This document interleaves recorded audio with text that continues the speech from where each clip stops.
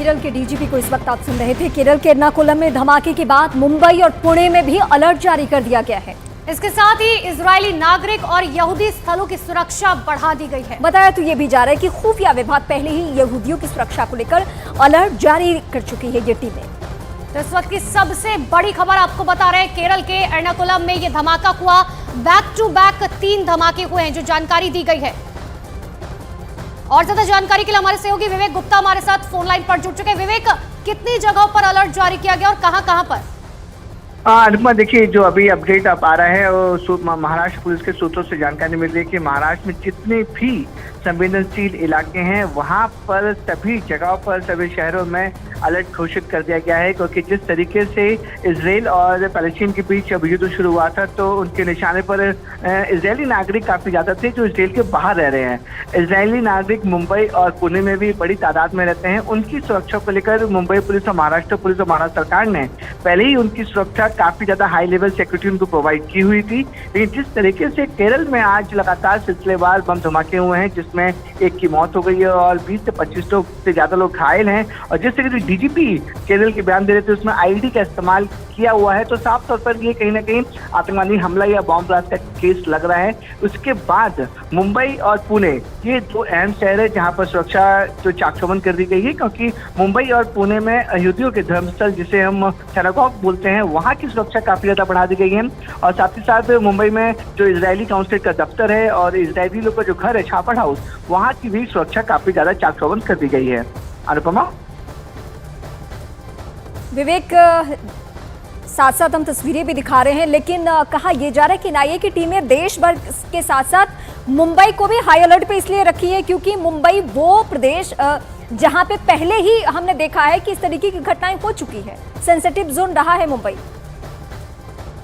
करीमा, आपने देखिए मुंबई हमेशा सेंसिटिव जोन रहता है और हमेशा यहाँ की पुलिस और सरकार जो है काफी ज्यादा हाई अलर्ट पे रहती है, क्योंकि अभी कुछ दिन पहले ही जो त्योहारों का मौसम है वो पूरी तरह से अभी खत्म हुआ भी नहीं है। त्योहार के मौसम की वजह से भीड़ बहुत ज्यादा रहती है मुंबई शहर में, और क्रिकेट मैच भी मुंबई में हो रहे हैं जिसकी वजह से लोग सड़कों पर बहुत ज्यादा तादाद में रहते हैं।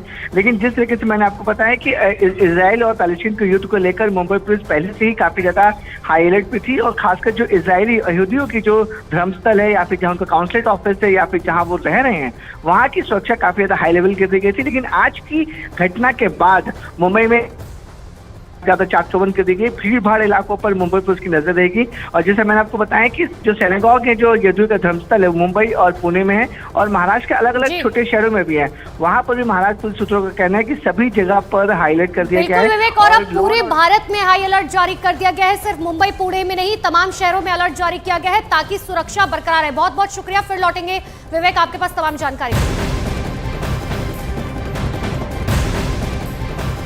केरल में हुए धमाके के बाद एनएसजी और एनआईए की टीम केरल जांच के लिए दिल्ली से रवाना हो चुकी है। देखिए, एनआईए की टीम में 2 सीनियर अधिकारी टीम में शामिल है और इसके साथ ही एनएसजी की national bomb data centre team भी दिल्ली से केरल के लिए रवाना हो चुकी है। स्थानीय पुलिस के साथ एनआईए और एनएसजी की टीम धमाके की जांच करने वाली है। हालांकि शुरुआती जानकारी जो डीजीपी के जरिए उनके आधिकारिक बयान के जरिए जो पहुंची है उसमें यह कहा गया कि आईडी बॉम्ब का इस्तेमाल किया गया है। अब जब एनआईए एनएसजी जैसी टीमें जा रही है तो और भी बेहतर तरीके से पता चल पाएगा कि ये किसने साजिश की, किसने वहां पे आईडी बम प्लांट किया, ये सब कुछ वक्त रहते पता चलेगा।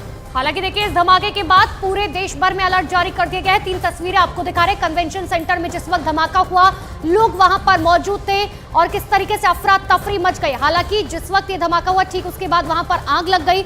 लोग जो है एक दूसरे की मदद करते हुए ये कोशिश कर रहे थे कि जल्द से जल्द जो घायल है उन्हें अस्पताल में भर्ती कराया जा सके। तो एक एक खबर लगातार आपको बम धमाके से जुड़ी बताते रहेंगे, लेकिन अब बात कर लेते हैं महायुद्ध की। इस वक्त ईरान सुपर एक्टिव मोड में नजर आ रहा है। बंधकों की रिहाई की बात हो या इसराइल पर डायरेक्ट अटैक की बात हो, ईरान हर मोर्चे पर खड़ा दिख रहा है। जी हाँ, ईरान हमास और हिजबुल्लाह जैसे संगठनों की बैकबोन है, मतलब रीढ़ की हड्डी। अब ये दोनों ग्रुप नेतन्याहू के टारगेट पर हैं। इन दोनों को एक साथ डील करने के लिए इसराइल ने एक बहुत बड़ा फैसला लिया है। रिपोर्ट के जरिए दिखाएंगे।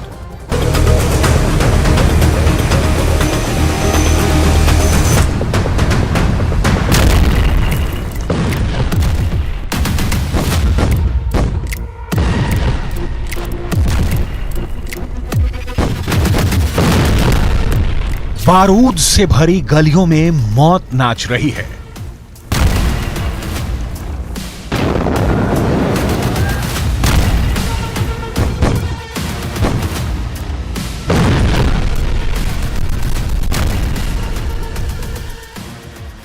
रक्त स्नान कर रही है गाजा पट्टी। कुछ 1000 हमास हैं और उनके क्रूर हमले हैं।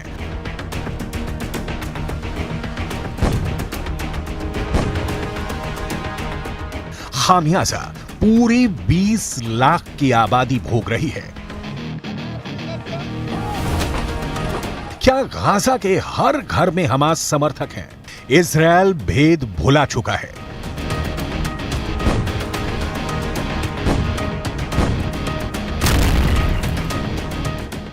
आतंकी ठिकाने और रिहायशी इलाके के बीच इजराइल के टैंक, तोप और गोले कोई फर्क नहीं कर रहे।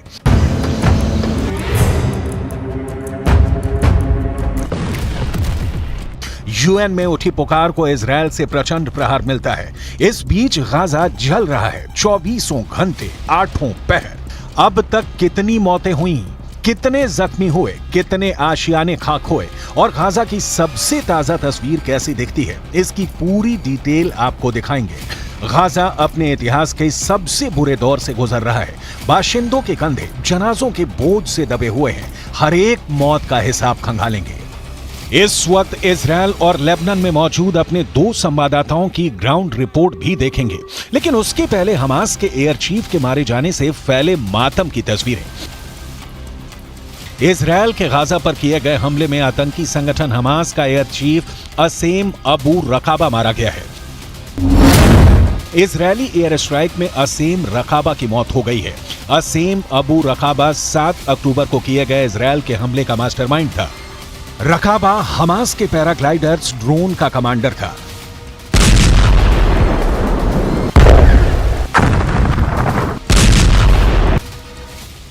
हमास के एयर चीफ की मौत का इजरायली पीएम बेंजामिन नेतन्याहू ने एनिमेटेड वीडियो जारी किया है।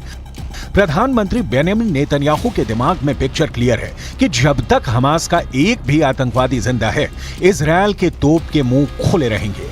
हमास को मिट्टी में मिलाने के दौरान जो भी सामने आएगा, गाजा की तरफ भूसा बना दिया जाएगा। गाजा में मौतों की तादाद को लेकर इस वक्त ना तो हमास के पास, ना हिजबुल्लाह के पास, ना ईरान के पास, ना इजराइल कोई भी 100% प्रामाणिक रिपोर्ट है। लेकिन मलबा तो दुनिया के सामने है। जिंदगी इनके बीच कितनी और कैसी बची होगी, आप खुद अंदाजा लगा सकते हैं।